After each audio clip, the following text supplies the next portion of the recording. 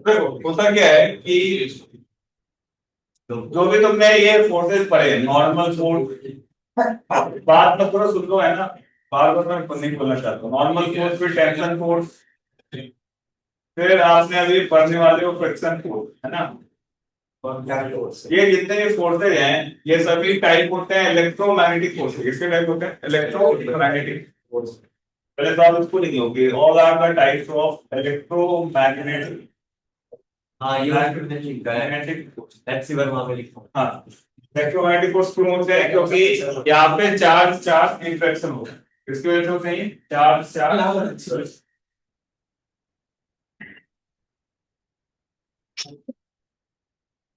Last line क्या बोली आपने, एक बार रिपीट। चार्ज चार्ज इंटरेक्शन, इसको बोलते हैं इलेक्ट्रोमैग्नेटिक फोर्स। चार्ज और चार्ज कैसे है इसमें? ठीक है।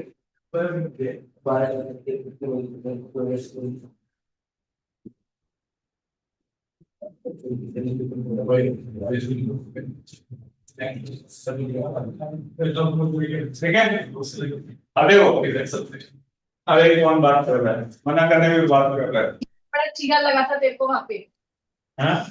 पैसा पूछा ना, याद है वही रोता हुआ आया था तूने। तो यहाँ पे आप देखिए, मास आप अरे म्यूट कर दो, कौन है? हाँ, मास एम है और इस पे आप कोई फोर्स लगा रहे हो। एक फोर्स इस पे कौन सा लग रहा है ऊपर? नॉर्मल।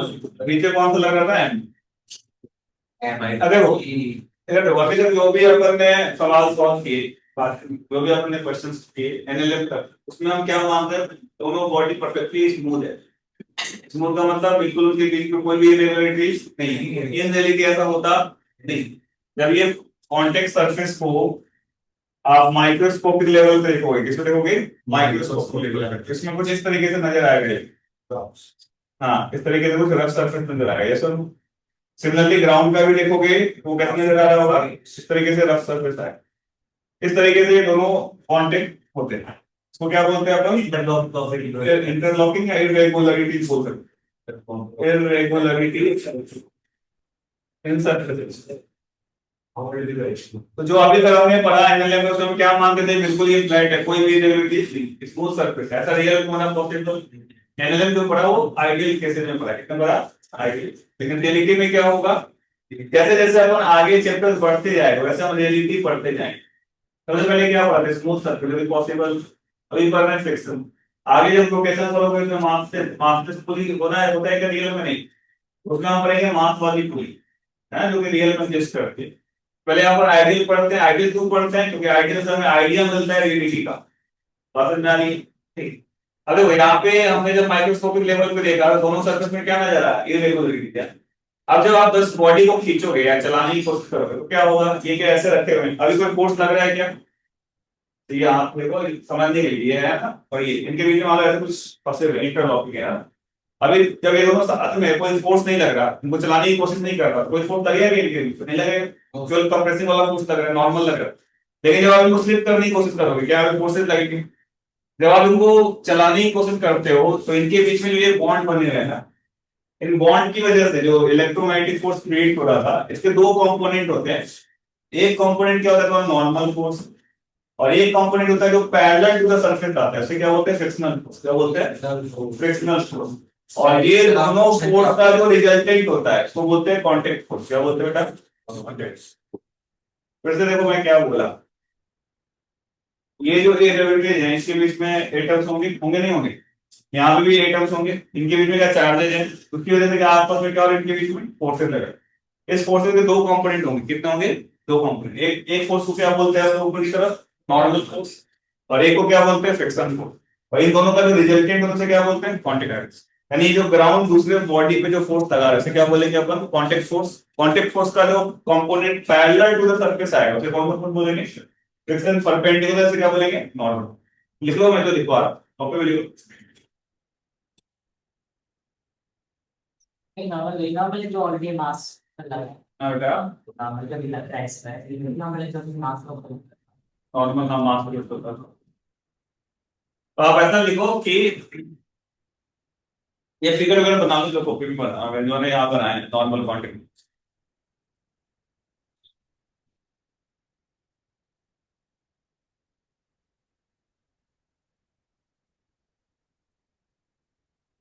देखो व्हेन वी ट्राई टू, ये बना लेना फिगर सब लिखिए, सब कुछ लिखा हुआ है। देखो when we try to move the block from the ground, when we try to move the block from the ground, then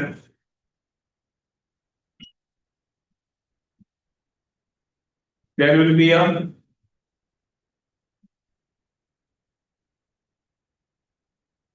component of contact force parallel to the contact surface. There will be a component of contact force parallel to the contact surface is called frictional force. Is called what? Frictional force. It's called frictional force. ठीक है, parallel to the point, यानी frictional force हमेशा कैसे लगेगा? Contact surface के parallel. आगे लिखो important points about the frictional force. Important points about the frictional force.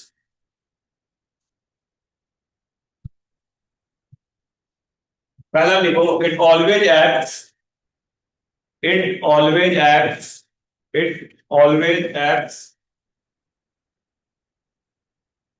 it always acts parallel to the contact surface। पहला चीज हमेशा कैसे लगता है? पैरेलल किसके? Contact surface. नॉर्मल कैसे लगता था? हमेशा perpendicular to contact surface. Frictional force always acts parallel to the contact surface. देख लिया फर्स्ट पॉइंट। दूसरा लिखो it always opposes the relative motion, it always opposes the relative motion between two objects, it always opposes the relative motion between two objects. It always opposes the relative motion between what? Two objects. दो object के बीच में relative motion को हमेशा opposes। हाँ, आपने लिखा है relative motion को मतलब अपोज करता है।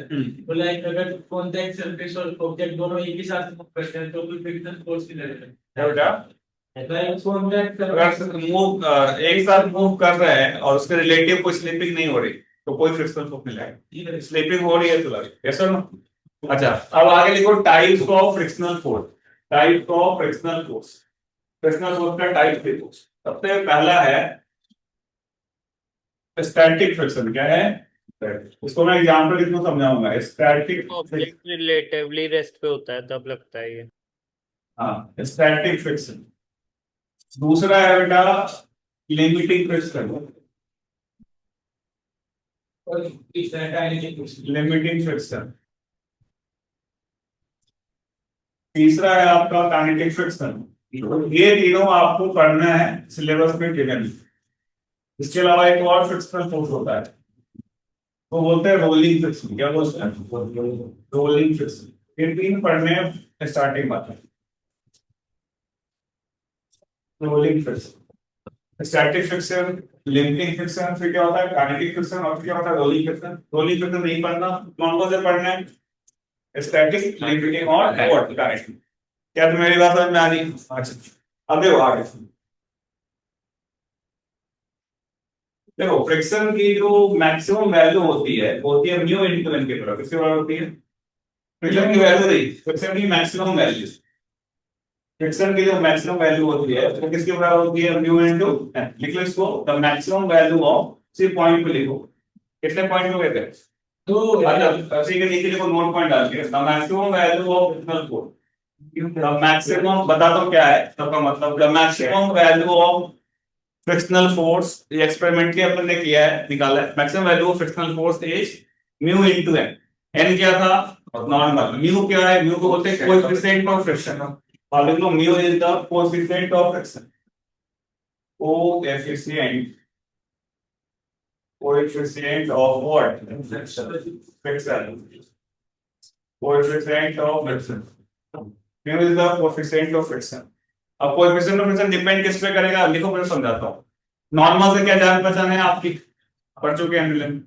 म्यू से जान पहचान करते हैं क्या होता है, म्यू बोलते हैं इसको, म्यू इनटू एन। म्यू क्या है, कोएफिशिएंट ऑफ फ्रिक्शन, ठीक है बेटा। म्यू डिपेंड्स करता है दो ऑब्जेक्ट के सरफेस के नेचर पे। जैसे मान लो कि मेरा हाथ है, ये दोनों हाथ के बीच में अलग फ्रिक्शन होगा, इसको मैंने टेबल पर रख दिया तो अलग फ्रिक्शन होगा, इसको मैंने बेड पर रख दिया तो अलग फ्रिक्शन होगा। यस और नो? दो बॉडीज के कांटेक्ट सरफेस पे क्या डिपेंड करता है, लिख लो आप इसको। Mu depends on the nature of the contact surfaces. Mu depends on the nature of the contact surfaces. Mu depends on the nature of the contact surface. और mu की value जो है लाई कहां से कहां करती है, 1 से कम। Mu depends on the nature of the surface, 1 से कम और 0 से क्या गई, अगर म्यू 0 हो गया वाली स्मूथ सरफेस है। म्यू 0 हो गया मतलब स्मूथ सरफेस। देखो म्यू की वैल्यू 1 से कम और 0 से क्या होगी, ज्यादा होगी। 1 हो गया तो मैक्सिमम फ्रिक्शन लग रहा होगा अपना, तब लगता है जब बॉडी चलने वाली हो। हाँ वो भी एक आइडियल केस ही है मान के चलो, लेकिन जनरली हमेशा म्यू की वैल्यू क्या होगी, 1 से कम लेके। और 0 हो गया तो वो भी पॉसिबल नहीं, लेकिन हम सवाल सॉल्व करने के लिए म्यू की वैल्यू 0 लेके सॉल्व करते हैं। 0 का मतलब स्मूथ सरफेस, जो कि प्रैक्टिकली पॉसिबल नहीं है। अब आप ध्यान देना, सुनना मेरी बात ध्यान से। अब मैं आपको एक लाइन लिखवाने वाला हूँ। एक लाइन क्या मतलब, कुछ चीजें लिखवाने वाला हूँ हिंदी में, आपको वो दिमाग में रखना है। वो एग्जाम में नहीं लिखना है ना, पर समझने के लिए कि जब भी फ्रिक्शन के डाउट्स आएंगे तो आप वो पढ़ लेना, आपको समझ में आएगा। लिखो फ्रिक्शन के बारे में, फिर मैं आपको और ये जितने भी टाइप्स बताए सबको एक्सप्लेन कर दूंगा। देखो आप एक बार फ्रिक्शन के बारे में कि नोट पर डाल के लिखो, अंग्रेजी में नहीं, ऐसा लोकल लैंग्वेज में लिखवा रहा हूं। लिखो कि फ्रिक्शन, फ्रिक्शन क्या फ्रिक्शन कोई इंसान करने को चाहेगा, फ्रिक्शन की टेंडेंसी होती है, क्या होती है, टेंडेंसी। तो आप लिखो यहाँ पे कि फ्रिक्शन चाहता है, चाहता है मतलब समझने के लिए, फ्रिक्शन चाहता है कि दो ऑब्जेक्ट, फ्रिक्शन चाहता है कि दो ऑब्जेक्ट साथ साथ रहे, साथ साथ चले, दो ऑब्जेक्ट साथ साथ रहे, साथ साथ रहे मतलब लिव टुगेदर, अगर दो ऑब्जेक्ट साथ साथ रहे, साथ साथ चले और साथ साथ रुके, साथ साथ चले और साथ साथ रुके, रुके साथ में रुके है ना, साथ साथ चले, साथ साथ रहे, साथ साथ रुके है ना। अगर एक्सटर्नल फोर्स, अगर एक्सटर्नल फोर्स उन दो ऑब्जेक्ट्स को, अगर एक्सटर्नल फोर्स उन दो ऑब्जेक्ट्स को अलग करने की कोशिश करता है, अगर एक्सटर्नल फोर्स उन दो ऑब्जेक्ट्स को अलग करने की कोशिश करता है तो भी फ्रिक्शन, तो भी फ्रिक्शन उन दो ऑब्जेक्ट्स को साथ साथ रखने की कोशिश करता है। अगर एक्सटर्नल ऑब्जेक्ट दो ऑब्जेक्ट्स को, अगर एक्सटर्नल फोर्स बोलेगा ना, दो ऑब्जेक्ट्स को अलग करने की कोशिश करता है तो भी फ्रिक्शन उन दो ऑब्जेक्ट्स को साथ साथ रखने की कोशिश करता रहता है। तो फ्रिक्शन हमारे लिए इंपॉर्टेंट है। सब फ्रिक्शन अगर ना हो तो आप ग्राउंड पे चल भी नहीं पाओगे, क्यों नहीं चल पाओगे, कि हम कहीं सब कुछ करें हम पूरा ही चला जाएगा। हाँ तो चलना मुश्किल हो जाएगा। सर ग्राउंड पे अपन चल पाते हैं due to the friction. Yes sir. अब बात करते हैं, मैं समझाया जो अभी आपको लिखवाया उसको मैं समझा रहा हूँ, ध्यान सुनना। क्या लिखवाया है, और आदित्य क्या लिखवाया है? कोई लोग चाहते हैं कि दो ऑब्जेक्ट साथ साथ रहें, हाँ चले साथ। हाँ आगे दोनों ऑब्जेक्ट्स को अलग अलग करने की कोशिश करता है, डिफरेंशिएशन में साथ साथ। जस्ट लाइक ये हिंदी मूवी की तरह हो गया, हीरो हीरोइन है और विलेन आ गया। Yes sir. एक्सटर्नल फोर्स क्या है, वो विलेन की तरह बिहेव कर रहा है कि नहीं? अभी जब वो बात इतना ही, दो ऑब्जेक्ट्स मतलब क्या हो गया, हीरो और हीरोइन हो गए मूवी के, और विलेन आता है उसको अलग करने की कोशिश करता है। जैसे यहाँ पे देखो, अरे सुन लो मेरी बात है, ये आशुतोष जो है ना नहीं मानेगा। अरे मार खाने वाला और किसको मारने वाला? अरे इसको मारेगा तो दोनों ये सुन लो, तुम तीनों को मन लग रहा है पीछे, आगे आओगे क्या यहाँ पे? आ जाओ, अगर कुछ ज्यादा समझ में आए पीछे तुम्हें मन नहीं लगे, बीच में फ्रिक्शन है। आ जाओ। ओके साथ साथ वहां बैठ के तुम ना तो पढ़ पाओगे ना समझ पाओगे। यहाँ बैठ जाओ या उधर बैठ जाओ, है ना, बैठ जाओ, ध्यान सुनना जो मैं बोल रहा हूँ। तीनों बैठे हो एक पे? हाँ उधर बैठो। अंदर आपके जाना। दो ऑब्जेक्ट क्या चाहता है, साथ साथ रहना। तो मान लो ये एम है, ये समझने के लिए मान लो एक ऑब्जेक्ट ये है, उसका ऑब्जेक्ट ग्राउंड है, इसको आपको अपने लग रखा है ना, यहाँ पे कुछ रफ सरफेस है और आप यहाँ पे कोई एक्सटर्नल फोर्स आ रहा है और ये चाहता है दोनों ऑब्जेक्ट को अलग करना मतलब इसको इस ग्राउंड से दूर करना। यस और नो? तो मैं यहाँ पे टेबल टाइप का लिख देता हूँ, तो मान लो ये एक्सटर्नल है, इसकी वैल्यू हम देख रहे हैं और यहाँ पे फिक्सर है। तो आप यहाँ दे सुनना मेरी बात ध्यान से। और मान लो इनके बीच में रफ सरफेस है और म्यू की वैल्यू कुछ इस तरीके से गिवन है 0.5 की वैल्यू कितना गिवन है 0.5 है और एम मान लो तुम्हारा 10 kg कितना kg 10 kg। ठीक है, कहानी समझ में आ रही? एक ब्लॉक ऑब्जेक्ट 1 ग्राउंड ऑब्जेक्ट 2 दोनों साथ साथ रहे, ये फिक्सर चाहता है। फिक्शन है, बेटा फिक्शन ही काटते हैं। हाँ स्मॉल एफ फिक्सन है, एफ एक्सटर्नल बाहरी दुनिया है जो इन दोनों ऑब्जेक्ट्स को अलग करना चाहता है। यस और नो? तो अगर हम फ्रिक्शन का मैक्सिमम ताकत देखें, फ्रिक्शन की जो मैक्सिमम ताकत होगी कितनी हो सकती है, मैंने बताया न्यूटन। म्यू इनटू क्या होती है नॉर्मल। सही बोल रहा हूँ क्या? म्यू की वैल्यू कितनी है बेटा बताओ 0.5। ये गिवन रहेगा आपको सवालों में, जितने भी सवाल हैं 1/2 और नॉर्मल कितना हो गया बताओ 100।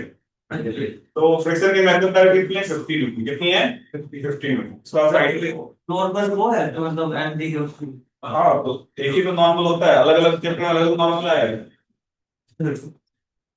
यानी तुम्हारे अकॉर्डिंग 12 में न्यूटन अलग हो जाएगा और एलिमेंट अलग होगा। समझ गए ना तुम? हाँ 1/2 into 100 ये कितना होगा बेटा 15 नॉर्मल वही 50 न्यूटन मैक्सिमम फ्रिक्शन लिख लिया है सबने। तो यहाँ देखो सुनना, तो दोनों ऑब्जेक्ट के बीच में जो फ्रिक्शन लग रहा है, फ्रिक्शन की मैक्सिमम ताकत कितनी है? अरे क्या खेल रहे हो? 50 न्यूटन। नहीं पढ़ने का मैंने बताओ, नहीं पढ़ाऊंगा चुप रहे, फिर हम भी खेले तुम्हारी तरफ। तो मैक्सिमम वैल्यू कितनी है 50 न्यूटन। ध्यान सुनना, सर अगर पढ़ाओगे नहीं तो क्लास में क्या कराओगे? तुमसे मैंने पूछा क्या कुछ नहीं तो अरे ये कैसे 0.5 बोलने में इधर अब मान लो यहाँ पे फ्रिक्शन की मैक्सिमम ताकत 50 न्यूटन है, बाहरी दुनिया है। मान लो पहले केस में जो है एक्सटर्नल है उसकी वैल्यू हम उसकी वैल्यू लिख रहे हैं। मान लो इसमें 2 न्यूटन का फोर्स कितना लगा है, कितना लगा है 2 न्यूटन। अब फ्रिक्शन क्या चाहेगा कि अरे वाह 2 न्यूटन का फोर्स लगा रहा है, मेरी पास ताकत कितनी है 50 न्यूटन, लेकिन पूरी ताकत लगाने की जरूरत है क्या? उसका मेन मकसद क्या है? ऑब्जेक्ट को साथ में रखना। पूरी ताकत लगाए तो पूरी ताकत लगाने की जरूरत नहीं है, 2 न्यूटन बाहर लगाए तो कितना लगा रहेगा 2 न्यूटन। तो यहाँ पे फ्रिक्शन कितना लग रहा होगा बताओ इस केस में? अब बोला अच्छा बाहरी दुनिया चाहता अलग करके रहेंगे, हम मान लो सीधे इसने बढ़ा दिया 10 न्यूटन लगा दिया, कितना लगा दिया 10 न्यूटन। फ्रिक्शन बोला अच्छा ये बात मेरी ताकत कितनी है 50, बाहर वाला कितना लगा रहा है 10, जरूरत कितनी की थी 10 लगा देगा। अभी भी ऑब्जेक्ट क्या है रुका हुआ है। अगले केस में क्या हुआ, मैं और बढ़ा दी, मान लो ये 40 न्यूटन है तो फ्रिक्शन भी कितना लग जाएगा 40। अब अगर मान लो यहाँ पे ये आ गया तुम्हारा 50 न्यूटन, कितना आ गया 50 न्यूटन, फ्रिक्शन कितना लग जाएगा 50। अभी तक फ्रिक्शन लग रहा है और ऑब्जेक्ट अभी भी रेस्ट पे है साथ में, कोई दिक्कत नहीं। लेकिन जैसे ही बाहरी दुनिया में 50 से ज्यादा फोर्स लगा है 50.0000001 भी लगा दिया तो अब क्या ऑब्जेक्ट को रोक पाएगा फ्रिक्शन? नहीं रोक पाएगा, वो चलेंगे साथ में। लेकिन चलने के बावजूद भी फ्रिक्शन क्या कोशिश करता रहेगा साथ में रहेगा, फ्रिक्शन लगता रहेगा। यस और नो? अभी कितना लग जाएगा यहाँ पे 50 ही लगा पाएगा, पूरी दम लगा देगा। यस और नो? आगे मान लो अगर ये और बढ़ गया छठा 6 में मान लो ये 52 न्यूटन का लगा दिया, अभी फ्रिक्शन कितना लग रहा होगा 50 ही लगेगा तो वो पूरी ताकत लगा रहा है। अगर मान लो इसने 7 का लगाया तो भी फ्रिक्शन कितना लगता रहेगा 60, सॉरी 50 का कितना लगेगा 50 का। तो आप यहाँ पे ध्यान दे, यहां से लेकर के यहाँ तक क्या बॉडी रेस्ट पे था और फ्रिक्शन का उनको साथ में रखने के लिए कैपेबल हो। यस और नो? यहां से यहां तक जो फ्रिक्शन लग रहा है तो 2 के बदले 2, 10 के बदले 10, 40 के बदले 40, 50 के बदले 50, इसको बोलते हैं स्टैटिक फ्रिक्शन। क्या बोलते हैं? तो यहाँ से यहाँ जो फ्रिक्शन लग रहा है इसको कौन सा फ्रिक्शन बोल रहे हैं बेटा बताओ? कौन सा फ्रिक्शन बोल रहा है? Static friction. तो स्टैटिक फ्रिक्शन इन इस एनालिसिस को लेके बताओ स्टैटिक में कैसा फ्रिक्शन है, क्या वो सेल्फ एडजस्टिंग है? यस सर जैसा बाहरी फोर्स है वही क्या उतना ही ऐसा लग रहा है, यानी एडजस्ट कर रहा है किसके अकॉर्डिंग? बाहर। यानी ये स्टैटिक फ्रिक्शन की वैल्यू फिक्स होती है क्या? नहीं, क्यों चेंज होती है? किस पे डिपेंड करता है वो? फोर्स म्यू और न्यू। हाँ तो नहीं एक्सटर्नल पर म्यू कहाँ पे कहाँ डिपेंड कर रहा है म्यू एंड पे? स्टैटिक किस पे डिपेंड कर रहा है? केवल एक्सटर्नल फोर्स। हाँ। अरे हाँ है ना? अच्छा, जब आप 50 ये जो मैक्सिमम वैल्यू है स्टैटिक फ्रिक्शन की उसको बोलते हैं लिमिटिंग फ्रिक्शन। क्या बोलते हैं? देखो म्यू इनटू एन किया था ना मैंने, वो क्या फ्रिक्शन की मैक्सिमम वैल्यू थी, उसे कौन सा फ्रिक्शन बोलोगे? 50 को क्या बोलोगे? Limiting friction. क्या बोलोगे? Limiting friction. अब क्या होता है जब ये बॉडी चलने लगा स्लिपिंग होनी शुरू हो गई, उसके बाद ये फोर्स का कांस्टेंट लग रहा है 50.001 पे बॉडी का मोशन शुरू हो चुका था, तो फ्रिक्शन कितना लग रहा था? 50। 52 पे भी क्या लग रहा था? 50। 60 पे भी क्या लग रहा था? 50। यानी जब मोशन शुरू हो चुका है, रिलेटिव स्लिपिंग हो रही है, उस समय जो फ्रिक्शन लगता है उसे क्या बोलते हैं? काइनेटिक। तो यहां से लेकर यहां तक जो फ्रिक्शन लग रहा है उसे कौन सा फ्रिक्शन बोलोगे? काइनेटिक। तो लिख लो पूरे टेबल में काइनेटिक फ्रिक्शन, मतलब वही 50 की वैल्यू ऑफ काइनेटिक फ्रिक्शन वो फिक्स रहेगा। तो जो मोशन मूवमेंट के बाद फ्रिक्शन लग रहा है क्या बोले? मतलब से जो मोशन में जस्ट आने वाला है उसको बोलते हैं रेस्ट। हाँ, limiting on the word of motion on से मतलब क्या बोलेंगे? लिमिटिंग। और चलने के बाद जो लग रहा है क्या बोलेंगे? आइसोलेशन का अपने लैंग्वेज में तो एक बार है, 2 नंबर स्टैटिक लिमिटिंग नहीं है, लेकिन स्टैटिक का मैक्सिमम वैल्यू क्या है? लिमिट। जैसे तुमने 2 लगाया तो 2 लग गया, 10 लगाया तो ये 2 10 40 ये सभी क्या है? स्टैटिक है।